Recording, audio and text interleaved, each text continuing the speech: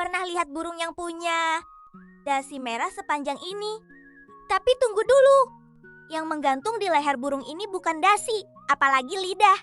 Namanya long-wattled umbrella bird atau Cephalopterus penduliger. Burung unik ini berasal dari hutan hujan di Ekuador dan Kolombia. Tepatnya kawasan Choco yang terkenal sebagai salah satu wilayah dengan keanekaragaman hayati luar biasa. Yang paling menarik adalah gelambir merah panjang di tenggorokannya.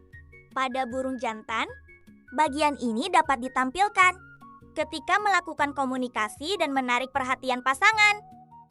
Ditambah jambul hitam di kepalanya yang menyerupai payung, itulah alasan burung ini disebut umbrella bird. Sayangnya, burung unik ini menghadapi ancaman akibat hilangnya habitat hutan.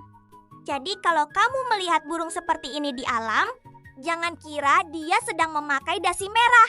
Itulah long-wattled umbrella bird.